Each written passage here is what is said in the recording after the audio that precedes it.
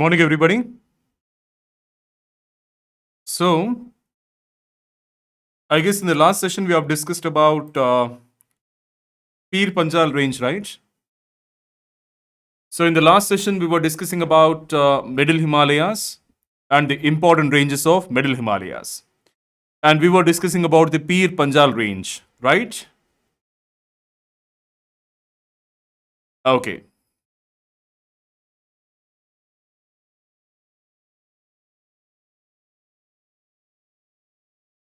Now, let us continue. So, next we are going to discuss about the Dhauladhar range. Okay. The Dhauladhar range begins from the east of River Ravi. Okay, so again you have to find out Ravi on map. If you have a good atlas, then you can easily identify the river Ravi. And Dhauladhar range begins from the east of river Ravi. Okay, so this is the Dhauladhar range. Clear? Now, the Dhauladhar range contains important places like Dalhousie, Dharamshala, and Shimla. We know all these places, right? Very, very famous and beautiful hill stations. Dalhousie, Dharamshala, and Shimla. Dhauladhar is the southernmost range of Middle Himalayas, and its average elevation is 4,000 meter. And there are many peaks more than 4,500 meter high, but the average elevation of the entire Dhauladhar range is 4,000 meters. And Mount Hanuman Tibba, at an elevation of 5,982 meters, is the highest peak of Dhauladhar range. And this is Mount Hanuman Tibba. Okay?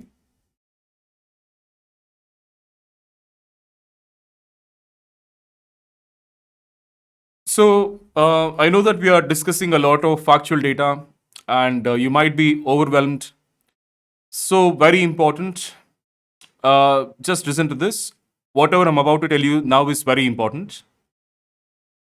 So, all you have to do is keep in mind the important ranges of Middle Himalayas: Pir Panjal, Dhauladhar, Mussoorie, Nag Tibba, and the Mahabharat range. Okay. First of all, you should have very clear clarity about the division of Himalayas. Now, the entire Himalayan region is divided into the Himalayan mountains, Trans Himalayas, and the eastern hills. Now, the Himalayan mountains are divided into three parallel ranges. So, you have Shivaliks or the outer Himalayas, then you have the middle Himalayas or lesser Himalayas, also called Himachal, and then you have the greater Himalayas or Himadri. Okay, so right now we are discussing about middle Himalayas. In the previous session, we have discussed Shivaliks or outer Himalayas, and right now we are discussing about the important ranges of middle Himalayas. And we were done with Pir Panchal, now Dhauladhar. Now I know that there is a lot of factual data. I know that there is a lot of names and all that. But you have to remember the important ranges, and you should also remember that Pir Panjal is the most important and the largest range of Middle Himalayas. And you don't have to remember the highest peak of each range. Okay, that is not usually asked. I hope you're understanding. But you know this point. This point is very, very important. The Dhauladhar range contains important places like Dalhousie, Dharamshala, and Shimla. So tomorrow you might be getting a question asking where is Shimla located, on which range of Himalayas. Then you should be able to say that it is the Dhauladhar range of Middle Himalayas. Okay, so actually such things are favorites of UPSC. So please don't feel overwhelmed. Don't feel scared looking at all this factual data. You don't have to remember all this, but yes, there are some things which you have to keep in mind, like all the important ranges. Okay, and the Pir Panjal range is the largest. This sentence you have to keep in mind, and then even this is important. Dhauladhar is the southernmost range of Middle Himalayas. Okay, and Dalhousie, Dharamshala, and Shimla. All these are located on the Dhauladhar range. Okay, so in this way, after a while, you yourself will understand what to remember, what not to remember, what is important, and what is not important. It just takes a bit time. Okay, now further east, the middle Himalayas comprise of the Mussoorie and the Nag Tibba ranges. Okay, to the east of Dhauladhar range. The Middle Himalayas have Mussoorie and the Nag Tibba ranges. The Mussoorie range has an average elevation of 2000 to 2500 meters and extends for a distance of 120 kilometers from Mussoorie to Lansdowne. Okay, all these places are in Uttarakhand. Now, the Mahabharat range in southern Nepal is a continuation of the Mussoorie range. Its peaks rise to 3000 meters. The Nag Tibba range is situated in the Garhwal division of Uttarakhand. Its highest peak is Nag Tibba, which is having 3000 meters elevation. Clear, right? So, what do you mean by Garhwal division? The entire state of Uttarakhand is divided into two divisions. You have the Garhwal division and the Kumaon division. So, this is the Garhwal division. Okay? So, I hope you understood. So, further east, after crossing Pir Panjal and Dhauladhar ranges, further east, the Middle Himalayas have Mussoorie and the Nag Tibba ranges. Clear, right? Now, Mussoorie range. You know Mussoorie, right? So, that is where you will be taking your training tomorrow. So, Mussoorie range has an average elevation of 2000 to 2500 meters and it extends for a distance of 120 kilometers from Mussoorie to Lansdowne. Okay? In Uttarakhand. Next, you have Mahabharat range in southern Nepal. So, Mahabharat range is not in India, it is in southern Nepal. And you can consider this as a continuation of the Mussoorie range. Okay? And then you have the Nag Tibba range in the Garhwal division of Himalayas. Okay? And its highest peak is Nag Tibba. See, this data is more than enough. Okay? And even if you don't want to remember all this, you have to remember about the Pir Panjal and Dhauladhar range. Okay? I'm not saying that you can simply forget the rest, but focus more on the Pir Panjal and Dhauladhar ranges. Clear, right? So, any doubts anybody has? Any questions anybody has?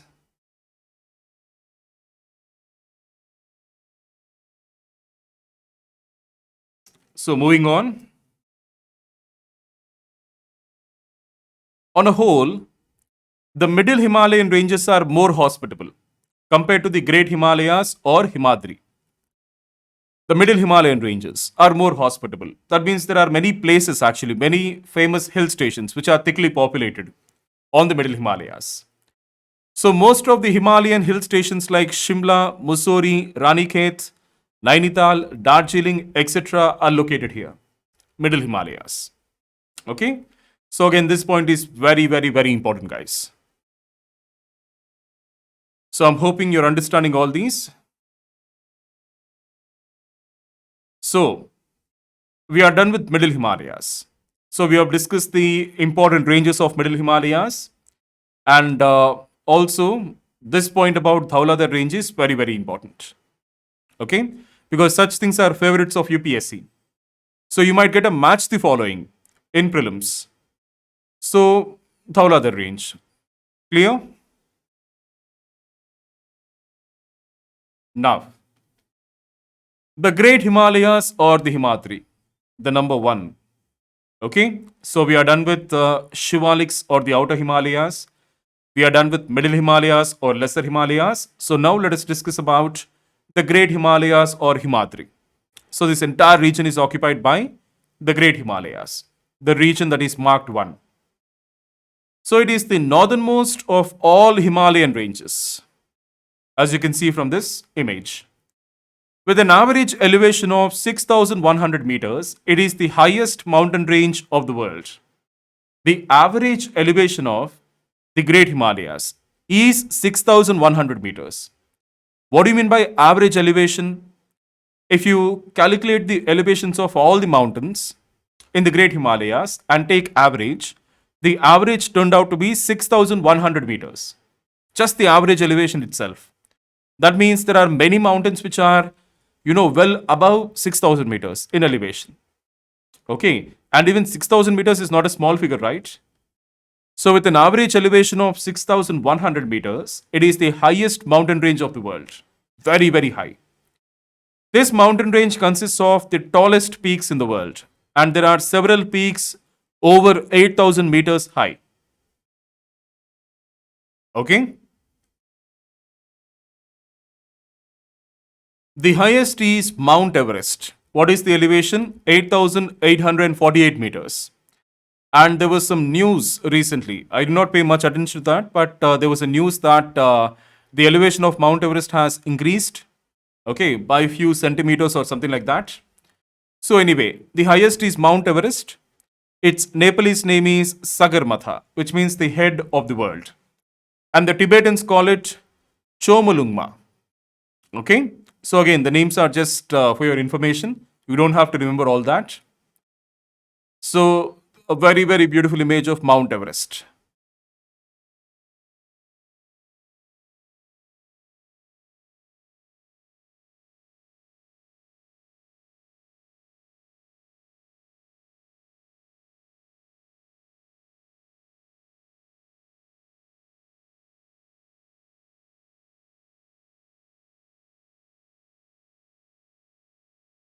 Okay, next, the other important peaks in this range in descending order of altitude are Kangchenjunga, 8,586 meters, Lhotse, 8,516 meters, Makalu, 8,485 meters, Cho Oyu, 8,201 meters, Dhaulagiri, 8,167 meters, Manaslu, 8,163 meters, Nanga Parbat, 8126, Annapurna, 8091, and Shishpangama, 8027.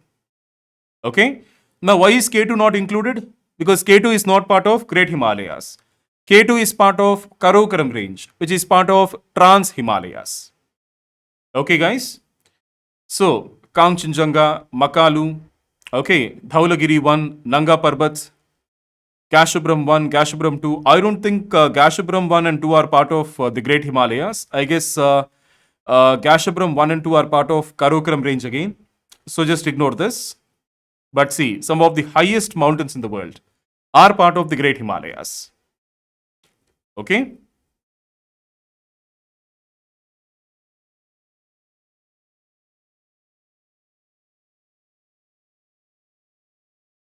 So moving on. So this is Mount Everest, this is Lhotse, and this is Amadablam. So it is a horn. We all know how horn is formed, right? Due to the erosional effect of the glaciers that are moving down.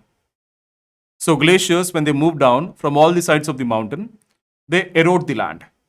Okay, they erode the slope of the mountain. That is how the horn is formed. Okay, such a beautiful image, right? Everest, Lhotse, and Amadablam.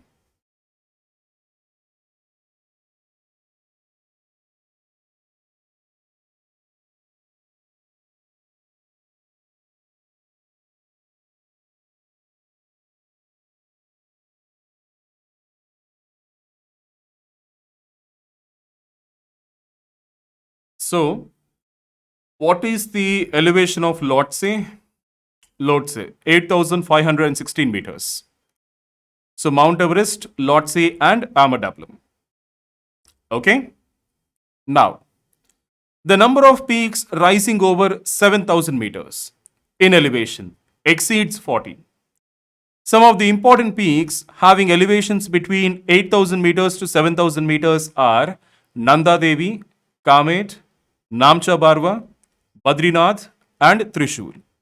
All these are some of the important mountains having elevations between 8,000 meters to 7,000 meters in the Great Himalayan range. Now, Nanda Devi, 7,816 meters, is the second highest mountain in India after Kanchenjunga. But there is one thing you have to understand here. Kanchenjunga is shared by both India and Nepal. Kanchenjunga is situated at the border between Sikkim and Nepal. Okay, so you can say that Nanda Devi is the highest mountain located entirely within the country. So again, this is very, very important point.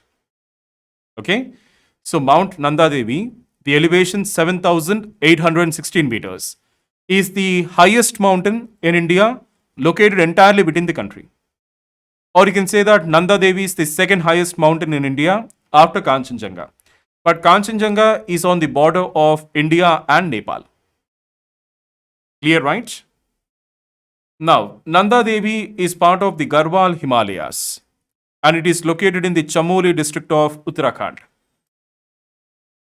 So, have you ever visited all these places?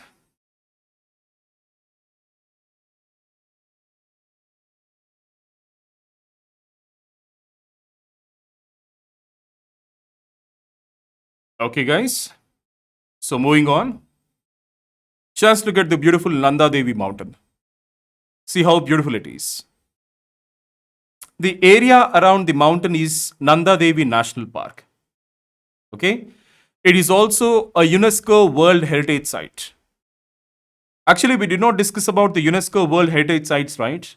Okay. I'll do one thing. I'll just discuss the concept of World Heritage Sites very quickly, and then we can proceed with our discussion. And just look at the beautiful Nanda Devi mountain. Just see how beautiful it is.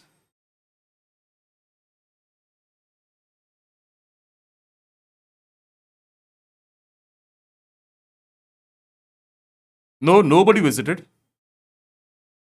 Only Mukul visited. What about the others? Nobody visited these places. Actually, I visited Mussoorie and Nainital. Okay. So anyway, what is the meaning of World Heritage Site? Let us discuss about that for some time. Now, under UNESCO,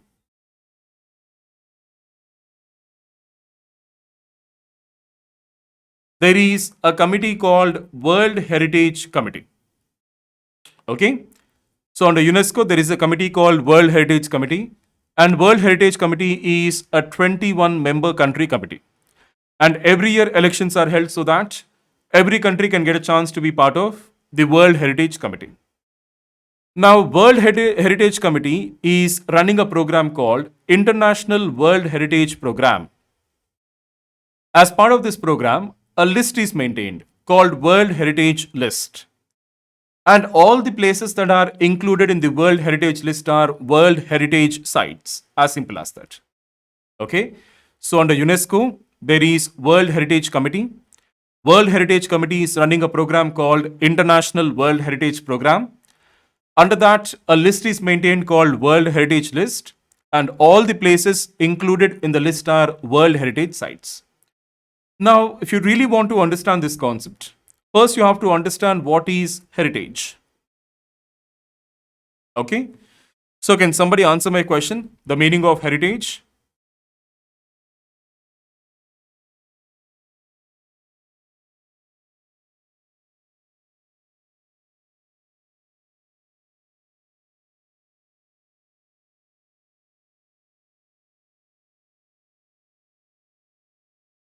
So, I'm just waiting for you to answer, guys.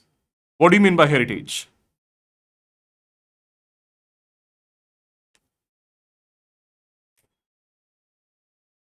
Nobody?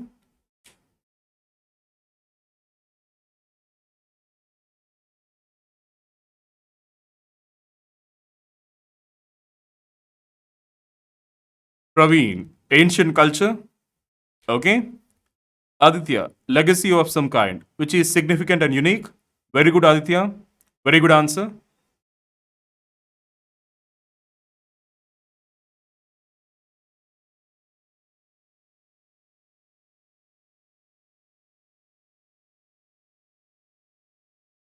Any more answers?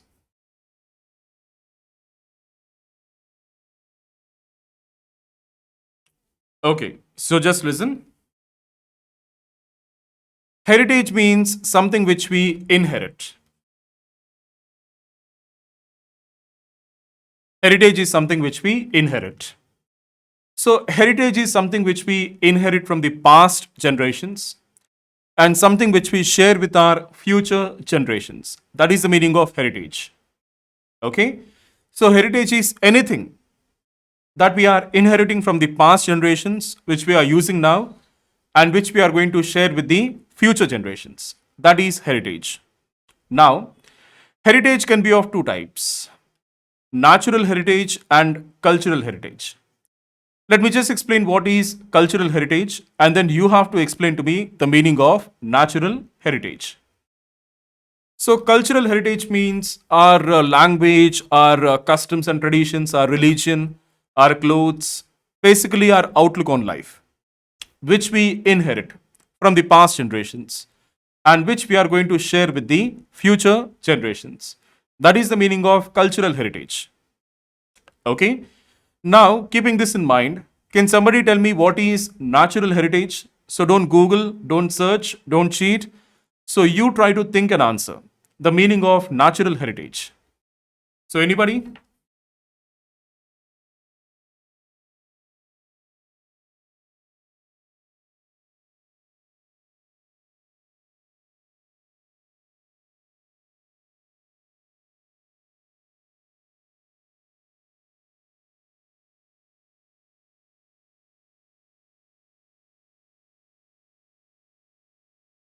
Praveen, natural heritage. By nature we got.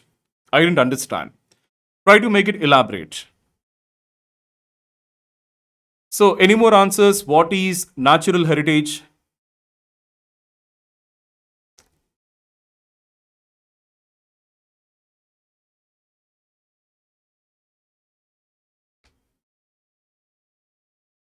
No more answers?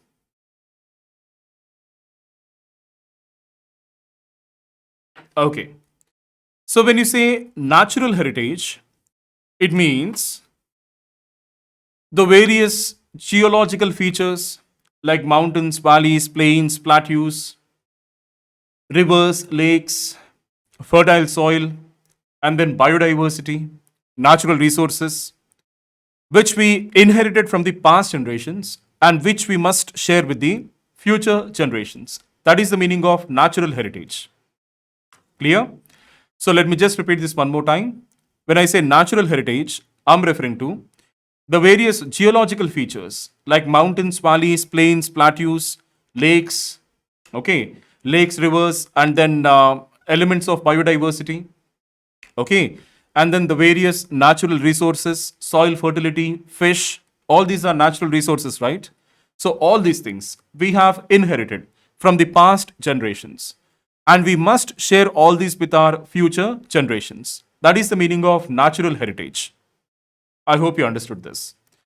Now, the problem is this: our past generations handed us all these things in a pristine way, in a pure, unpolluted way. Now, what are we doing? We are handing over all these things in a highly contaminated, highly degraded, highly polluted way to the future generations. That is the reason we call our current development as not sustainable. Clear, right? So, that is the meaning of natural heritage.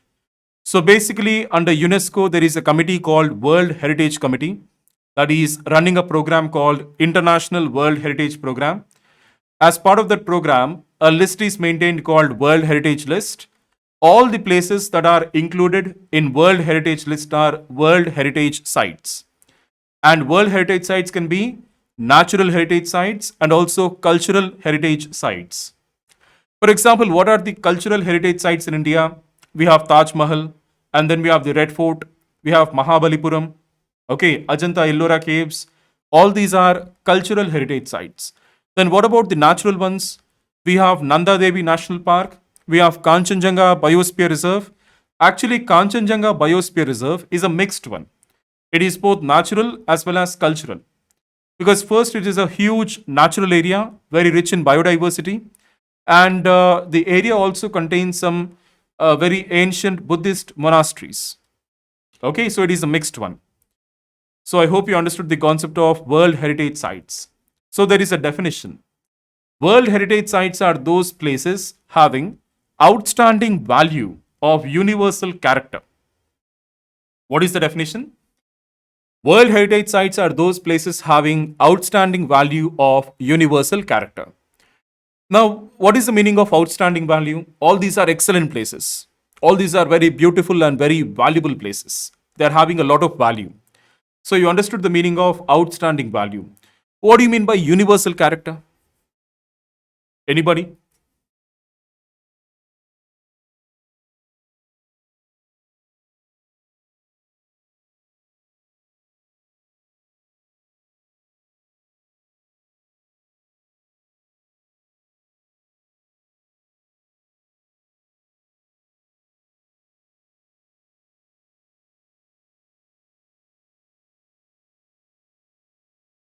So, what do you mean by universal character?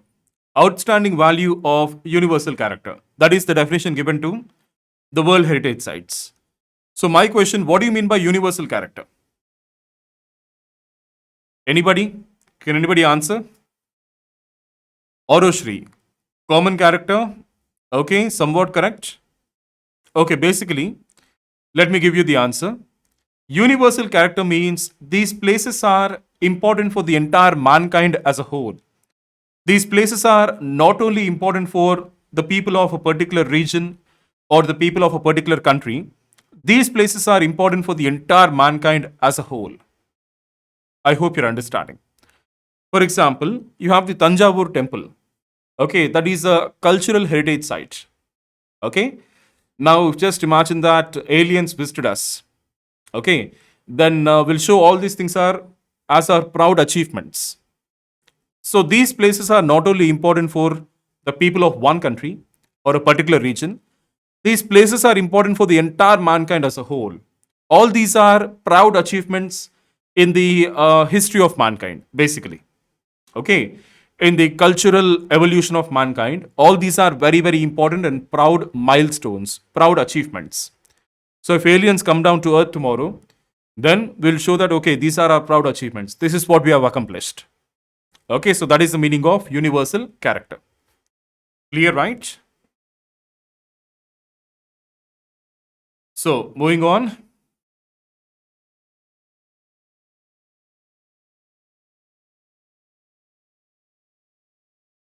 Now, the Great Himalayan Mountain Range, arc. What do you mean by arc? It is shaped in the form of arc, right? So, the Great Himalayan Mountain Range arc ends with Nanga Parbat, 8,126 meters in Gilgit Baltistan in the northwest, and with Namcha Barwa Mountain, 7,600 meters in the northeast, in Tibet. Okay, so the Great Himalayan Mountain Range is in the form of an arc.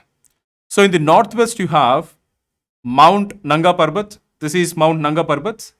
It is in Gilgit Baltistan. Okay, and then in the northeast, you have Namcha Barwa. Here,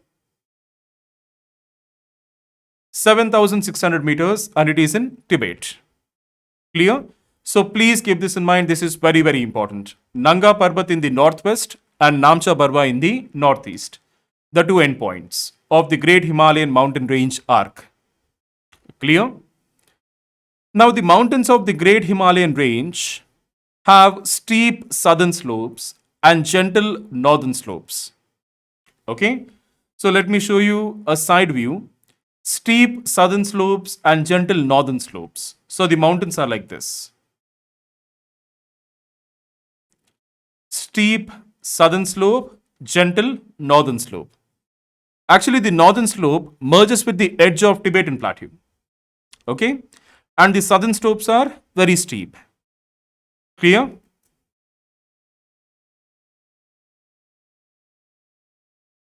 Aditya, Nanga Parbat is in Pakistan. I won't say it is Pakistan, it is Pakistan occupied Kashmir, Gilgit Baltistan. Okay? So I hope you understood this, guys.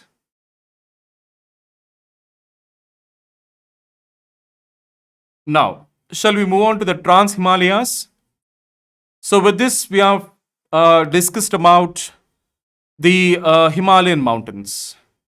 Okay, so I told you that the entire Himalayan range, not range, the entire Himalayan region can be divided into Himalayan mountains, Trans Himalayas, and Eastern hills, right?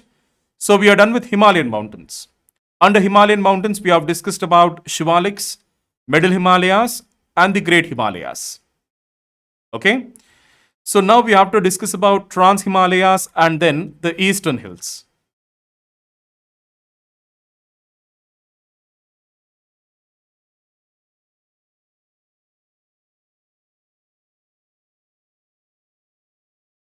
Okay, guys. So now let us start discussing about the Trans Himalayas. So whatever information I'm giving you, that is more than enough. See, in environment, while discussing Himalayan hotspot, we have discussed about the various habitats that are present in Himalayas. the various habitats or the various types of ecosystems that are present in Himalayas. And now we are discussing about the geography of Himalayas. Okay, so where they are located, what about the height of the mountains, what is the start point, what is the end point, and all these things. So this information is more than enough. If at all you get any questions, you'll get questions out of these points, nothing out of this. Okay, so now Trans Himalayas. The Himalayan ranges immediately north of the Great Himalayan Range are the Trans Himalayas. So, north in the sense northwest. The Himalayan ranges immediately northwest of the Great Himalayan Range are the Trans Himalayas. They are also called the Tibetan Himalayas because most of them lie in the Tibetan region. Okay? Now, what are the important ranges of Trans Himalayas? Now, this is very, very important. You have to keep this in mind. For every mountains, what are the important ranges? That is very important. So, the Saskar range, the Ladakh range, Kailash range, and the Karakoram range. These are the main ranges of Trans Himalayas. Clear?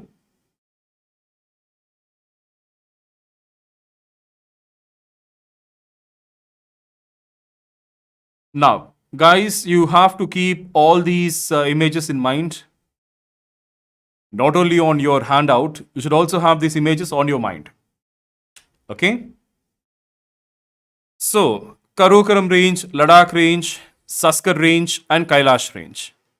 As you can see, Kailash range is almost entirely present in the Tibet only, Tibet region of China. Okay? So, Karakoram, Ladakh, Saskar, and Kailash. To the south of Saskar, you have the Great Himalayan range.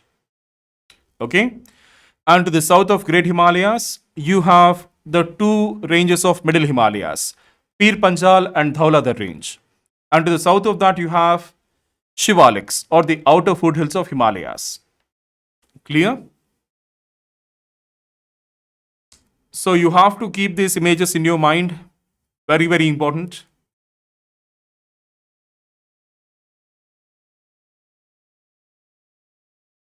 Okay. Okay, so please remember all these locations. The Trans Himalayas stretch for a distance of about 1000 km in east-west direction. Their average elevation is 3000 meters. Okay? Now, the average width of this region at the eastern and western extremities is 40 km and about 225 kilometers in the central part. Okay? So, the average width of this region at the eastern and western end is 40 kilometers and in the center it is 225 kilometers. Clear? Now, the Zaskar range separates from the Great Himalayan range near the 80-degree east longitude and runs parallel to it. Okay, just look at this point again and then we'll go back to the image. The Zaskar range, it separates from the Great Himalayan range near 80-degree east longitude and runs parallel to it. So where is Zaskar range? This is the Zaskar range. Okay, so Zaskar range is separating from the Great Himalayan range at 80-degree east longitude and then it is running parallel to the Great Himalayan range. Where do you have the Great Himalayan range? This is the Great Himalayan range. Okay, so at about 80-degree east, like approximately roughly here, 80-degree east longitude, what is happening? The Zaskar range and the Great Himalayan range are separating and then the Zaskar range is running parallel to the Great Himalayas. Clear, right?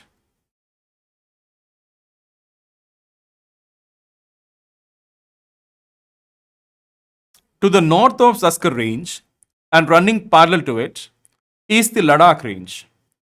It is about 300 km long and its average elevation is 5800 meters above the sea level.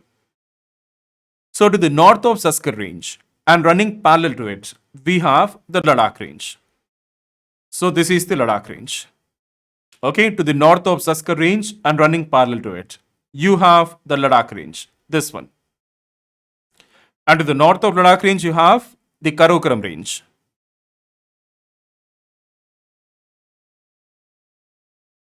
Clear, right? So that is the reason these two images are very, very, very important. Actually, you cannot find clear images of Trans Himalayas anywhere in the internet. I found these images with great difficulty. You believe it or not, I searched for hours together and finally I could find these two images. Okay? Actually, we don't have any clear images. And actually, you cannot blame anybody for that because the entire area is so complicated, it is so messed up that it is so difficult to identify the individual ranges and mark them neatly. That is very, very difficult actually.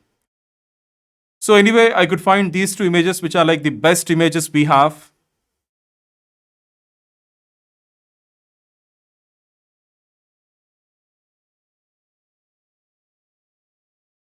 So, I hope you understood all these points. Now, the Kailash range in Western Tibet is a branch of the Ladakh range. Its average elevation is 5,500 meters to 6,000 meters, and its highest peak is Mount Kailash, 6,714 meters. Now, let us go back to the image again, the Kailash range. This is what we are talking about. Okay? So, Kailash range is entirely in Tibet. The Kailash range in Western Tibet is a branch of the Ladakh range. Its average elevation is 5,500 meters to 6,000 meters, and its highest mountain is Mount Kailash. Please keep this in mind. Now, this entire first point is very important. Of course, you can ignore the elevations, they are never asked, but you have to keep in mind that Kailash range is in Western Tibet and it's a branch of the Ladakh range, and its highest peak is Mount Kailash. And Lake Manasarovar, which is very, very important, is close to Mount Kailash. Okay, in Western Tibet. So, Lake Manasarovar is close to Mount Kailash. It is a high altitude lake formed by glaciers of the Kailash range.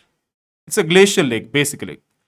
Okay, and the lake is fed by the glaciers of the Kailash range. And it is a high altitude lake. At what elevation is it situated? 4,590 meters above the sea level. So the lake is holy to Hinduism, Buddhism, and Jainism.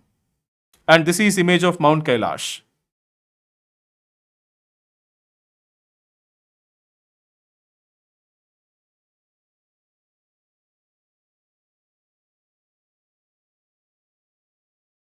Clear, right?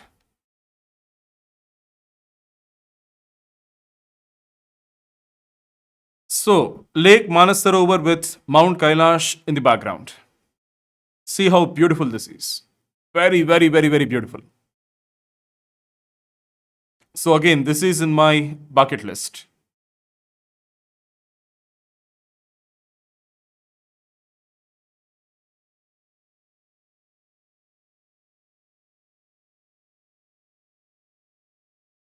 Now, rivers Indus, Brahmaputra, and Satluj originate from the glaciers and lakes near Kailash range. Very, very, very, very, very important point.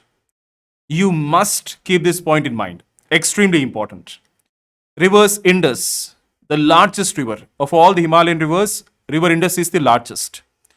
River Indus, Brahmaputra, and Satluj originate from the glaciers and lakes near the Kailash range. Now, the northernmost range of the Trans Himalayas is the Karakoram range. Okay, this is like the main hero here in this entire scenario. Karakoram range is the main hero. So that's the reason I introduced this at the end. The northernmost range of the Trans Himalayas is the Karakoram range. It extends eastwards from the Pamir Mountains for about 500 kilometers. Now let us go back to that image again for the sake of clarity. Yes, Karakoram range, the northernmost range. Okay, so Karakoram range extends from Pamir Mountains to about 500 kilometers eastward, like in this direction. Okay. Now, the range stretches across Gilgit-Baltistan, Ladakh, and Aksai Chin regions. Okay, Aksai Chin was occupied by China, right? During the 1962 war. Okay. Now, the average width of this range is 120 to 140 kilometers. The Karakoram Range is the home to some of the largest glaciers in the world outside polar regions. Again, very important point. Extremely important. For example, the Siachen Glacier, for which the Siachen War happened, and Bayafo Glacier rank as the world's second and third longest glaciers outside the polar regions. Okay, Siachen Glacier 76 kilometers, Bayafo Glaciers 63 kilometer. Okay, they rank as the world's second and third longest glaciers outside the polar regions. Then, what is the world's longest glacier outside the polar regions? It is the Fedchenko Glacier. It is 77-kilometer long in Pamir Mountains. It is the world's longest glacier outside the poles.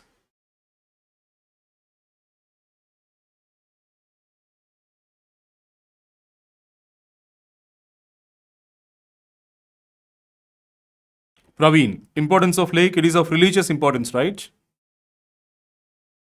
It's a high altitude lake and it is of religious importance. What more do you want? Clear?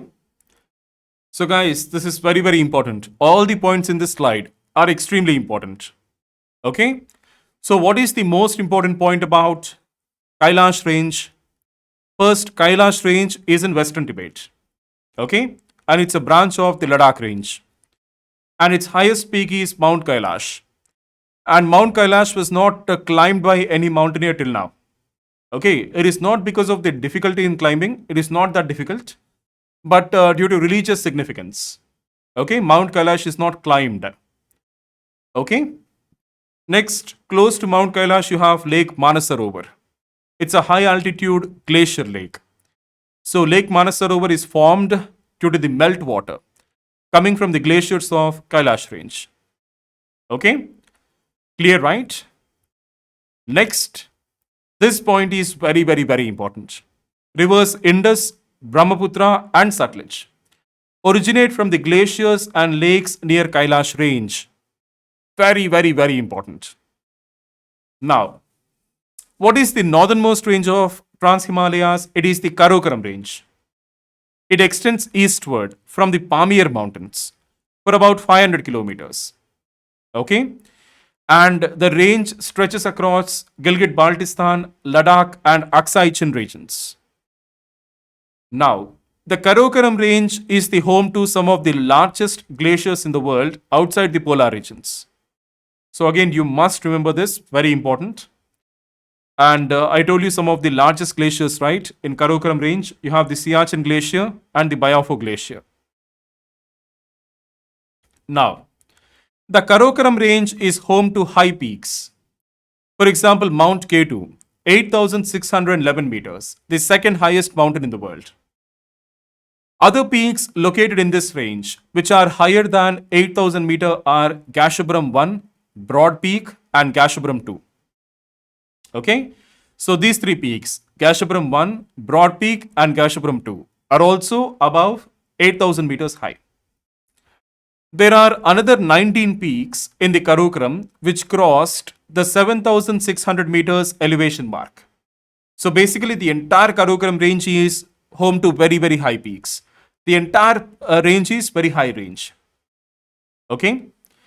Now, again, this point is very important. The Ladakh Plateau lies to the northwest of the Karakoram range. With an average elevation of over 5,000 meters above the sea level, it is the highest plateau of India. Extremely important point. Very important. The reason behind me mentioning that this point is important is so that you'll understand where to focus on. You don't have to remember all those elevations, those data, number. You just focus on the points which I'm marking here. Okay, it doesn't mean you have to ignore the others, but focus on these.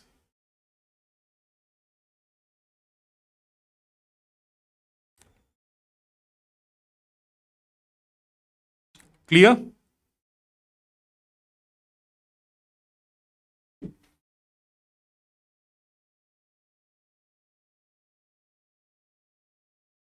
Now, Mount K2 is considered to be the deadliest and most difficult mountain to climb. Approximately one person dies on the mountain for every four who reach the summit. Okay? So, Mount K2, it is called a savage mountain. It's a wild mountain. It tries to kill you. That is what the mountaineers say. Okay? So, especially when you are at 8,000 meters, there is an area called bottleneck. I've seen the documentary about Mount K2, so that's the reason I have this knowledge. So there's an area called bottleneck. Okay, bottleneck is only around 300 meters or 400 meters close to the summit. Okay, so bottleneck is a area where there is a very narrow passage. You have to pass through that, and there is a huge wall of glaciers and ice hanging above you. At any time, these glacier ices can break and they can fall on you. These are called seracs. Okay, so you have to pass through a narrow region. Actually, there are many ways to climb Mount K2, but the way through mountain neck is the most preferred one. It is the easiest one and it is the most popular route. The other routes are even more technical and even more challenging. Okay, so bottleneck is like a very narrow region and you have to pass through that. That is the only option you have. And you cannot spend more time there because it is very, very dangerous. First of all, it is above 8,000 meters high. So it is a death zone where you don't have any oxygen, like very less oxygen. And second, you have a huge hanging wall of seracs. Seracs are nothing but glacier ice blocks. And they keep on falling on you. Okay, so that's the reason you should not spend more time here. As soon as possible, you should pass through bottleneck. You have to summit and then you have to descend as soon as possible. Okay, so actually this is the most deadliest region of the entire Mount K2, the bottleneck region. So just Google about that. If at all you're interested, you'll find more information about that. Clear, right?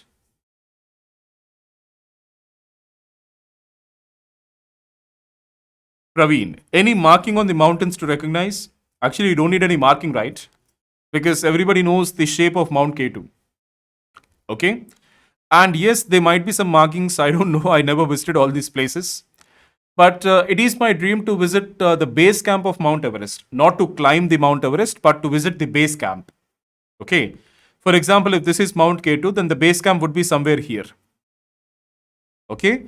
So it is my dream to visit the base camp of Mount Everest and also the base camp of Mount K2, but not to summit them. Actually, there's a very, very high chance of death. And I really like my life, so I don't want to die on the mountain. And also, it is said that on Mount Everest there are more than 200 dead bodies as of now. And some of the dead bodies they act as markers for the mountaineers to know what is the route, which is the path they have to take. Okay, and it is so difficult to retrieve all those dead bodies from the mountain. Okay, so that's the reason they simply left the bodies like that. And the bodies are in pristine condition. They are completely frozen in snow. Okay.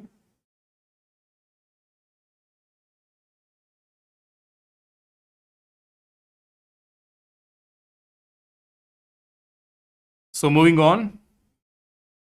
So we are done with Trans Himalayas. We have discussed the various ranges of Trans Himalayas.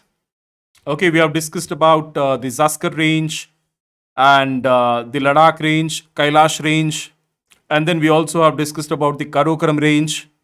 Okay, and with this we are done with the Trans Himalayas. Now let us move on to the Eastern Hills or Purvanchal. Okay, so any doubts anybody has till here?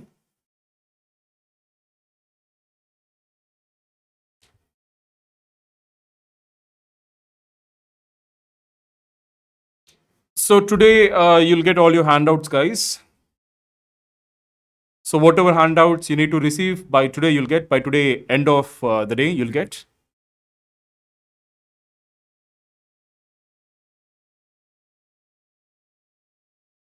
Aditya, these regions like K2, Everest have snowfall in certain periods of the year or whole year. Of course, whole year. And the severity of snowfall becomes more during winter. but they have snowfall throughout the year. Okay, because very high elevations, right? But during the summer months, the conditions become, a bit suitable, not very suitable, a bit suitable for trekking. So there is a very narrow window of around 20 days, or not 20 days, actually more than that. There is a narrow window of, I guess, 3 months. Okay, within that 3 months only, you have to climb and you have to come back. Okay, and each climbing expedition takes around minimum 20 to 30 days. That is the minimum time period. Okay, so now the eastern hills are the Purvanchal. After crossing the Dihang Gorge, where do you have Dihang Gorge? In Assam. And Dihang Gorge is formed by Dihang River. Dihang River is also called the Brahmaputra River. And what do you mean by gorge? Gorge is a very deep valley between the mountains, cut by a river. Okay? So, gorge is a very deep valley which is having very steep sides, cut by a river. That is gorge. So, Dihang Gorge is in Assam, and Dihang River and Brahmaputra both are same. So, after crossing the Dihang Gorge in Assam, the Himalayas take a southward turn. It is called syntaxial bend. Okay, you have to remember this name. Very, very important. So just imagine that this is the Dihang Gorge. So after crossing this, the Himalayas take a southward bend. This is called syntaxial bend. Okay? And they form a series of low hills running in the shape of a crescent. These hills are called Purvanchal. Now let us go through this point again. After crossing the Dihang Gorge in Assam, the Himalayas take a southward turn and form a series of low hills. Okay, now these are hills, eastern hills or Purvanchal. These are not mountains anymore, these are hills. So, they form low hills running in the shape of a crescent. What do you mean by crescent? A shape like this. Okay, like crescent moon. These hills are called Purvanchal. Okay. Now, extending from Arunachal Pradesh in the north to Mizoram in the south, they form India's boundary with Myanmar. Very, very important point. Okay. Now, these hills are very different from the Himalayas in terms of scale, but they formed from the same orogeny. What do you mean by orogeny? Mountain building movement. Okay. Now, eastern hills formed from the same orogeny as that of Himalayas. But compared to Himalayas, these eastern hills are very, very small. These are just hills. These are not mountains. In the name itself, you have hills. Clear, right? So I know that this is a bit confusing. So just look at the map. Okay. So this is Dihang Gorge. Okay. So after crossing Dihang Gorge, the Himalayas turn southward, forming a series of low hills in the shape of a crescent. Isn't this in the shape of a crescent? Okay, like this. So these are called the eastern hills or Purvanchal. See, you have Mount Everest here in Nepal. So this is the Great Himalayan Range. But after crossing the Dihang Gorge in Assam, Himalayas take a southward bend. We call it as syntaxial bend. Okay, and they form a series of low hills shaped in the form of a crescent. So you have Patkai Bum, you have Naga Hills, you have Garo Kosi Jaintia Hills, and then you have Mizo Hills. Okay. So is this clear, guys? Just look at this point again. After crossing the Dihang Gorge in Assam, the Himalayas take a southward turn and form a series of low hills running in the shape of a crescent. These hills are called the Purvanchal. Okay. So extending from Arunachal Pradesh in the north to Mizoram in the south, they form India's boundary with Myanmar. So even though the eastern hills formed from the same orogeny, which gave rise to Himalayas, Eastern hills are very different in terms of scale compared to Himalayas. What do you mean by scale in terms of size? Okay, these are just hills. So, what are the various hill ranges that are part of the Eastern Hills or Purvanchal, Patkai Bum, and then Naga Hills, Mizo Hills to the south, and then you have the hills of Garo, Khasi, and Jaintia in Meghalaya. All these are part of Purvanchal or Eastern Hills, this entire region.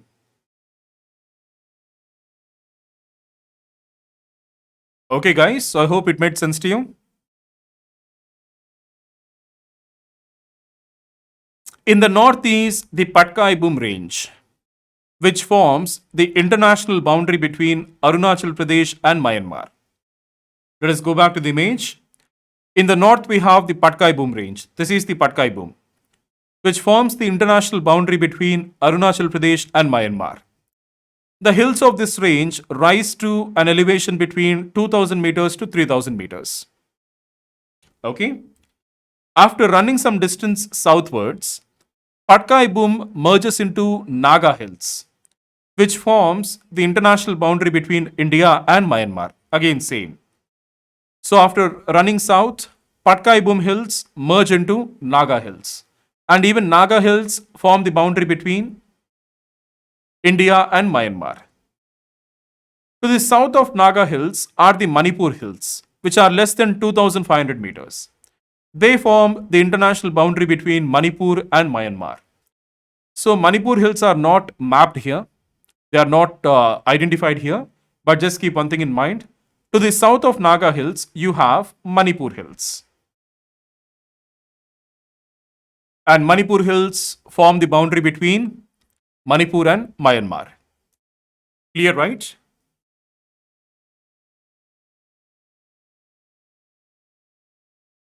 On the west are Jaintia, Khasi, and Garo Hills in Meghalaya. Let us go back to the map. To the west, we have the hills of Garo, Khasi, and Jaintia in Meghalaya. Okay? And to the south of Manipur Hills are the Mizo Hills.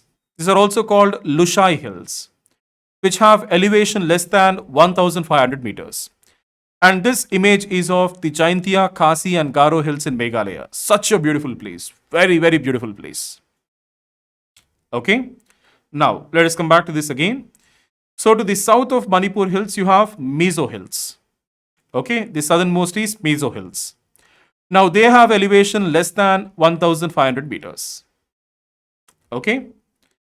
So, south of the Manipur Hills, we have the Mizo Hills. Mizo Hills are also called Lushai Hills, and they have elevation less than 1500 meters. And this is the beautiful Chaintia, Khasi, and Garo Hills in Meghalaya. So beautiful.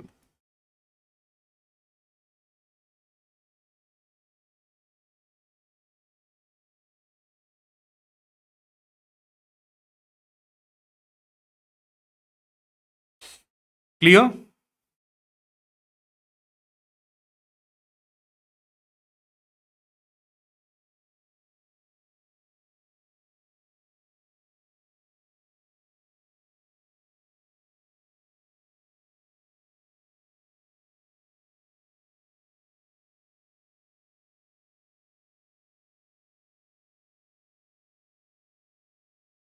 So, as we have observed, the elevation of the eastern hills decreases as we move from north to the south.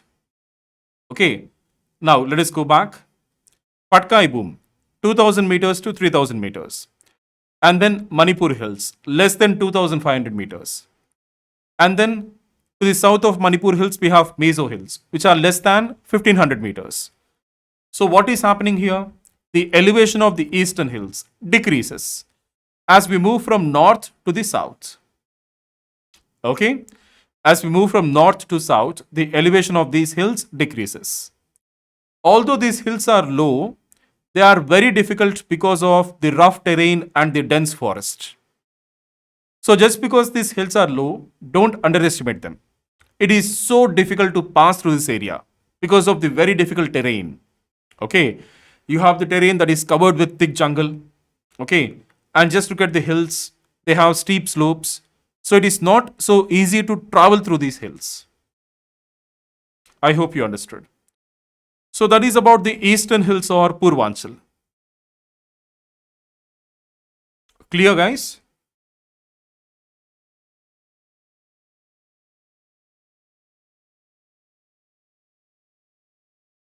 Now, so we know that the entire Himalayan region can be divided into Himalayan ranges, Trans Himalayas, and Eastern Hills.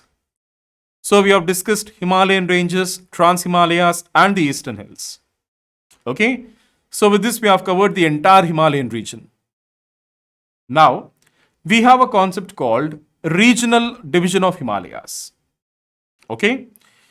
So now, we are discussing about the Indian Himalayan region.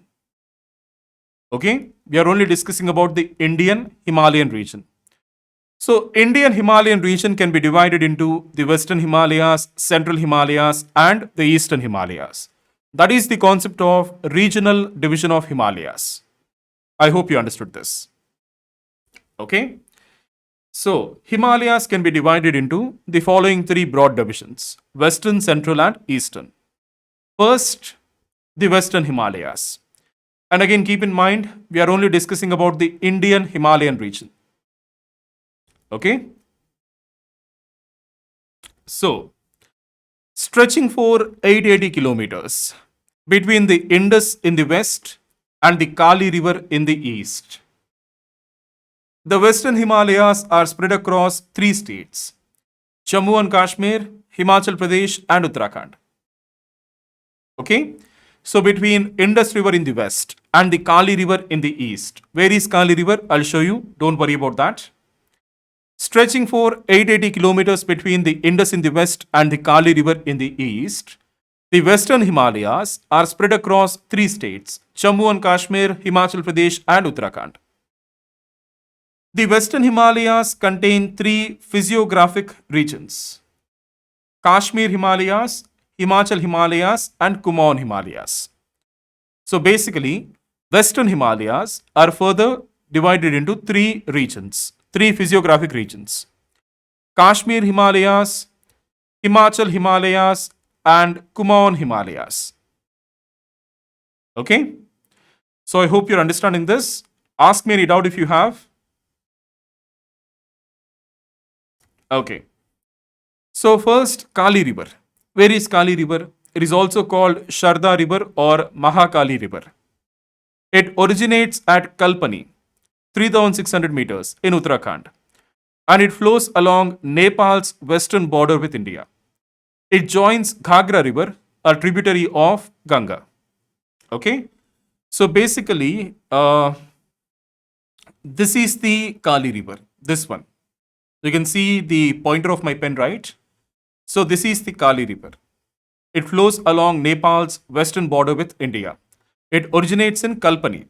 Kalpani is a place here in Uttarakhand at elevation of 3600 meters. And it flows along the western border with India, Nepal's western border with India. So this is Uttarakhand and this is Nepal. So it is flowing along the border. Okay, so that is Kali River. Now, just look at this point again. Western Himalayas, stretching for 880 kilometers between the Indus in the west and the Kali River in the east. So, Western Himalayas are spread across Jammu and Kashmir, Himachal Pradesh, and Uttarakhand. And now you have understood where Kali River is, this thin blue line along the boundary between Uttarakhand and Nepal. Clear, right?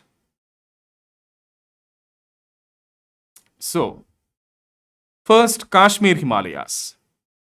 They are situated almost entirely in the UTs of J&K and Ladakh. This region has a number of glaciers. The Indus is the most important river which passes through this area. North of the Indus River lies the Karakoram range, and this range has high peaks and a number of big glaciers, the same points. But now we are discussing about regional divisions. Okay? The Ladakh Plateau and the Kashmir Valley are the two important areas of this region. Kashmir Himalayas. First of all, from where did Kashmir Himalayas come? Western Himalayas are further divided into Kashmir Himalayas, Himachal Himalayas, and Kumaon Himalayas, right? So, the main characteristic features of the Kashmir Himalayas are high snow covered peaks, deep valleys, and high mountain passes. All the mountain passes are situated at very high elevations. These are the characteristic features of the Kashmir Himalayas. Clear, right?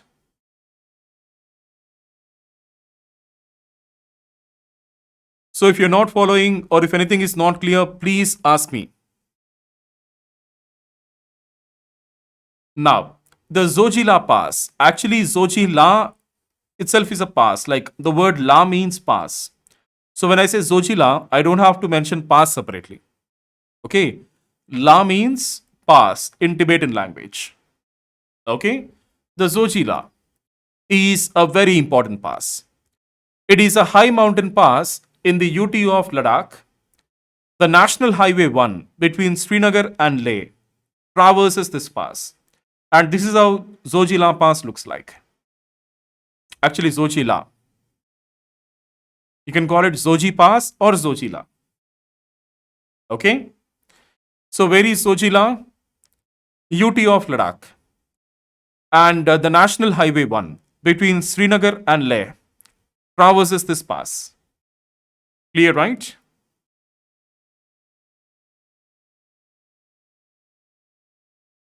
So any more doubts anybody has?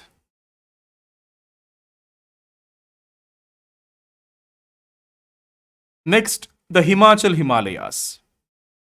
All the three ranges of Himalayas are represented in this area. That means you have the Great Himalayan Range and Pir Panjal Range and Dhauladhar Range of Middle Himalayas and excuse me. So, in Himachal Himalayas, all the three ranges of Himalayas are present. The Great Himalayan Range, the Pir Panjal and Dhauladhar Range of Middle Himalayas, and the Shivaliks are present in this region, Himachal Himalayas. Okay? So, also the Zaskar range of Trans Himalayas is also present here. I hope you are following. If it is confusing, please ask me. I will repeat it again. So, is it confusing? Simple, right? What are we discussing about? Regional division of Himalayas. Okay? So, we are done with Kashmir Himalayas. So, what are the important characteristics of Kashmir Himalayas? High snow covered peaks, deep valleys, and high mountain passes. For example, Sochila. It is a very important but very high mountain pass. Okay, so now Himachal Himalayas. What is the first thing you have to keep in mind about the Himachal Himalayas? All the three Himalayan ranges are found here. First, you have the Great Himalayan Range, and then you have Middle Himalayas. In Middle Himalayas, you have Pir Panjal and Dhauladhar Range. And next, the Shivaliks or the Outer Himalayas, the foothills of Himalayas, are also present in the Himachal Himalayas. And apart from these three, you also have Trans Himalayas. Zaskar range of Trans Himalayas is also present in this region. The main peaks are above 6,000 meters. The southern slopes are forested, while the northern slopes are bare.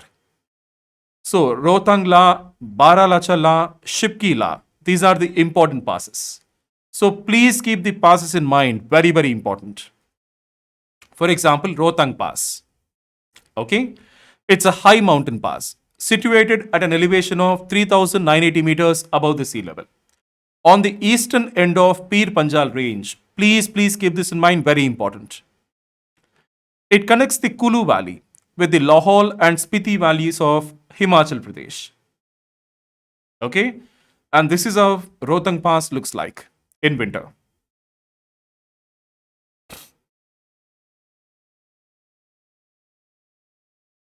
Okay, guys, I'll do one thing. I'll just make sure that you're getting all these PPTs or PDFs or whatever it is by today itself. You revise them once and come to class tomorrow. Then we'll see if it is still confusing or not.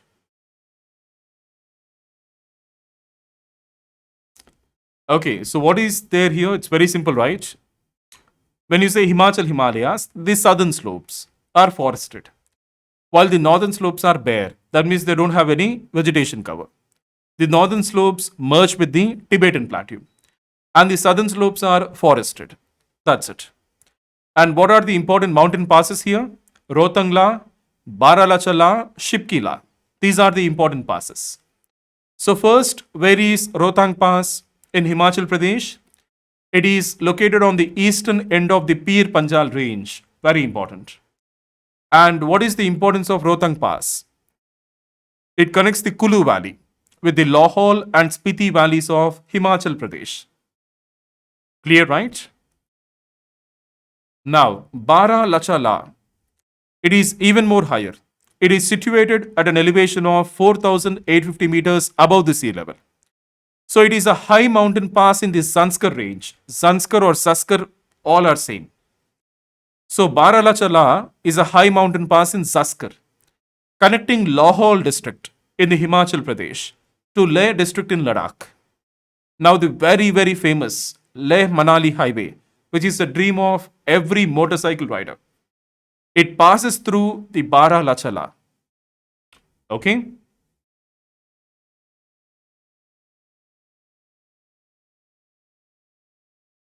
Clear, right?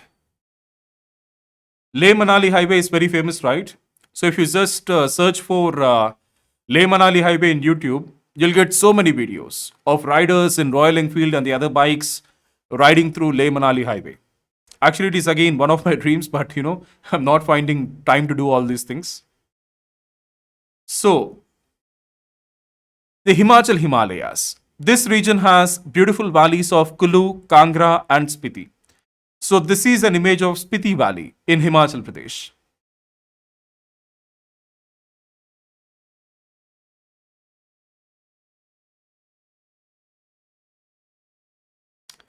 Okay.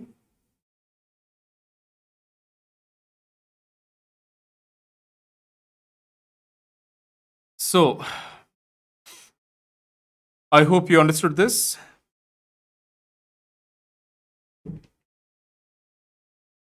So, guys, let me just stop it here for today. I'm feeling a bit exhausted and a bit weak. I don't know why. And also, like we are covering a lot of data, right? So, just do one thing. I'll try my best to make sure that these things are reaching you by today itself. And you just go through them, you just revise them, and then we'll continue tomorrow. Okay? So, just go through the two PDFs which I'm going to give you, the previous PDF and this PDF. And then let us meet tomorrow for geography class. And also in the evening, we have environment class today. Okay. So today in the environment class, I'll be discussing about green economy, and also we will be discussing about the other important treaties. Okay. So let us meet in the evening for environment class. Thank you for joining me, and take care.